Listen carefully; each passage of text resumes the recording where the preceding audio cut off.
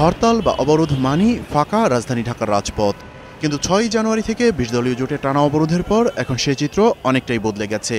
গেল কদিন ধরে অবরোধের মধ্যেও রাজধানীর অধিকাংশ পয়েন্টেই ছিল যানজট।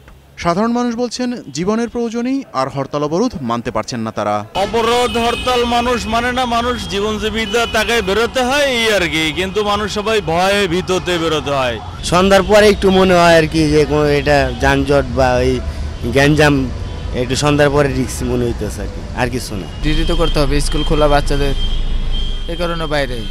কঠোর কোনো রাজনৈতিক কর্মসূচি হলে দূরপাল্লার যানবাহন সবসময় বন্ধ থাকলেও এবার পাল্টে গেছে সে চিত্রও। আমাদের নিরহ মানুষের জন্য গাড়ি চললে ভালো। গ্যাঞ্জাম গঞ্জাম টুকিটাকি হয়, তারপরে মনে করেন আমরা একটু চালাই দেয় পেটার দেয়। এদিকে ব্যবসায়ী নেতারা বলছেন দাবি আদায়ে রাজনৈতিক দলগুলোর সবশেষ হাতিয়ার অবরোধ হরতাল, যা এখন ভোতা হতে বসেছে। রাজনীতিক আজকে যে প্যাটার্নটা, এই প্যাটার্নটা যদি না চেঞ্জ করেন তাহলে আপনি কিন্তু জনগণের যে সাপোর্ট সেটা আপনি হারাবেন। ফলে আমি বলবো যে আজকে এই ধরনের রাজনীতি কর্মপদ্ধতিগুলো খুব একটা গ্রহণযোগ্য না, ফলে এটাকে পরিবর্তন আনতেই হবে। অন্যদিকে পুলিশ বাহিনী এখন অবরোধ মোকাবেলায় ব্যস্ত থাকায় খানিকটা বেহাল রাজধানী ট্রাফিক ব্যবস্থা। এমন পরিস্থিতিতে সাধারণ মানুষকে এগিয়ে আসার আহ্বান ডিএমপির।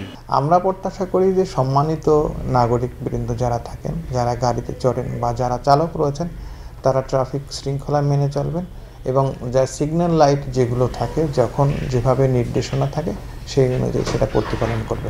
যানজটের সুযোগে রাজপথে নাশকতা ঠেকাতে সব গুরুত্বপূর্ণ পয়েন্টে পুলিশের নজরদারি আছে বলেও জানিয়েছে ডিএমপি।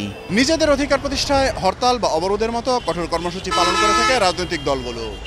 তবে সাধারণ মানুষের সে হরতাল অবরোধ পালন করা বা না করার গণতান্ত্রিক অধিকার কবে প্রতিষ্ঠিত হবে সে প্রশ্ন এখন সবার। মেহেদী হাসান, ২১ টেলিভিশন, ঢাকা।